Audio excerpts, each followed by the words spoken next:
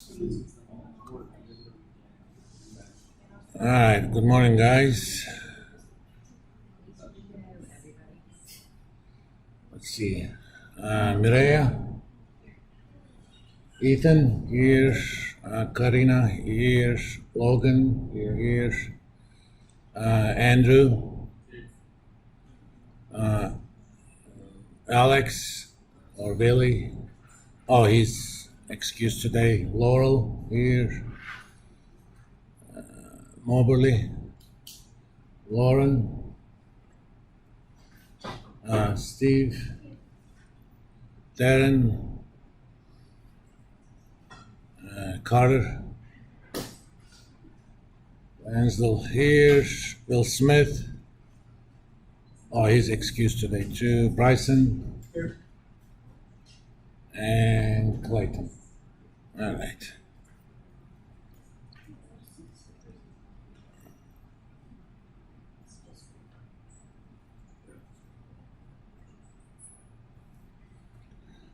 Let me see. Let's go back to that minimum variance boundary. In fact, let me post that on.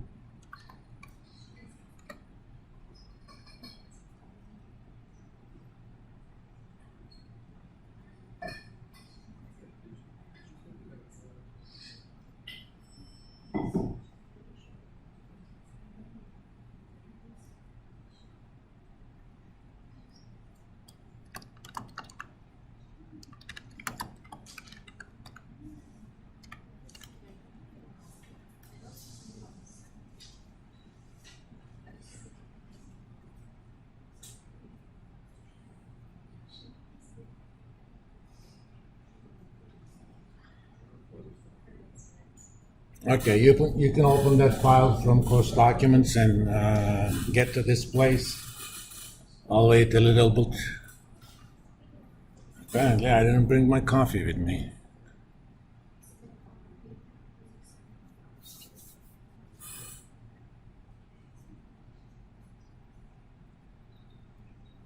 Yeah. All right, let's talk about this chart a little bit and what it signifies. There's a reason I did the colors of these two portions separately. Any portfolio that is inside this graph is what? What do we call them? Any portfolio around here, for example. What do we know about that portfolio? It's inefficient, which means we can improve on both return or risk, or we'll improve on one, keep the other at least the same. So think about a portfolio right here on the intersection of those grid lines. All I have to do is remain exactly on the same horizontal line and move left. That's going to reduce my risk. Or remain on the vertical line and go up. That's going to improve the reward without increasing the risk. Similarly, any portfolio on the downward sloping part, what do we know? On exactly the line, not inside. Very inefficient. All I have to do is move a little bit to northwest. Or, in fact, I don't even have to go anywhere. Just move up. That's going to keep risk exactly the same, but it's going to improve the return. What do we know any portfolio to the left of this chart? Think about this point. A portfolio that has a reward of 11% and a risk of 0.75. Huh? It can't be done. They're not feasible because it's not achievable. And the reason we know it's not achievable, let's think of this portfolio that has a desired reward of 11%. Okay? And let's go here. Let's put in expected reward of 11. data solver. Let me get rid of this for now. The only restrictions I'm placing is sum of weights is 1 and the difference between desired and actual reward is 0.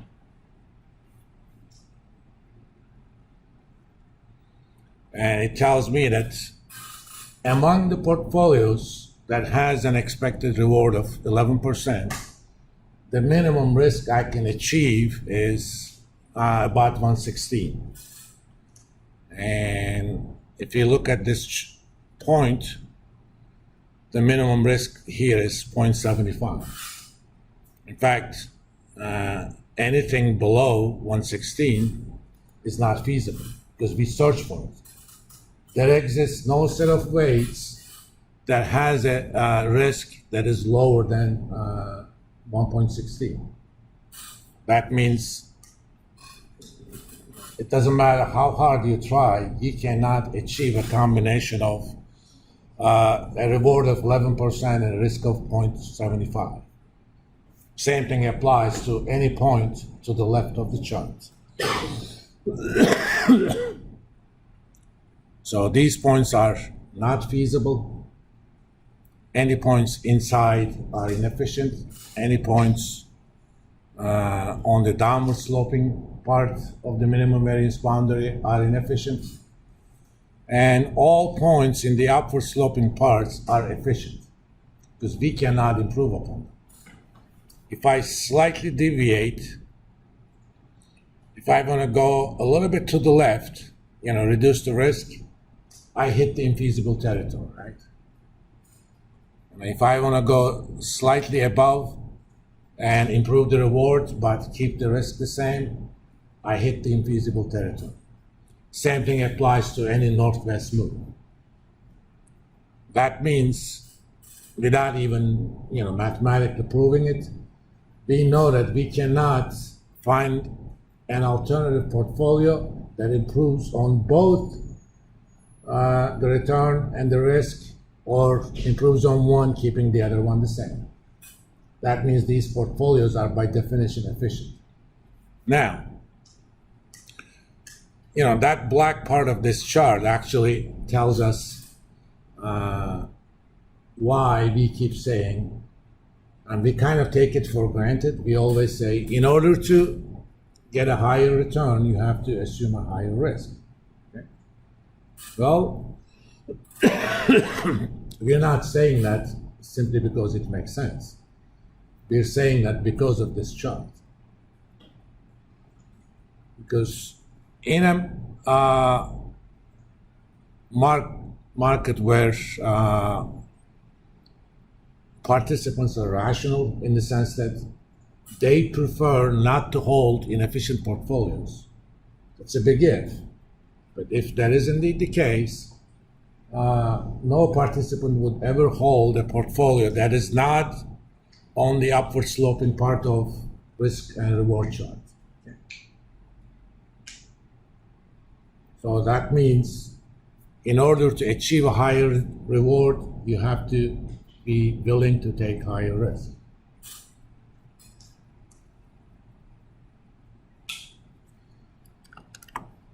So the lesson, let me make this a bit bigger. We get from the minimum variance boundary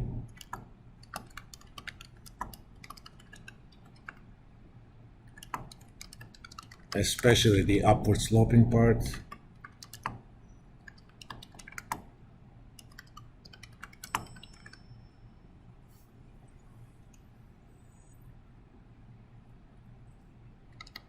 aka efficient frontier,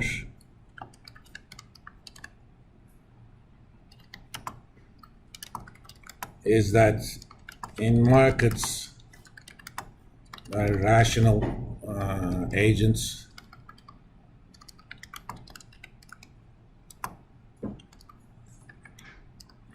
prefer not to hold inefficient portfolios,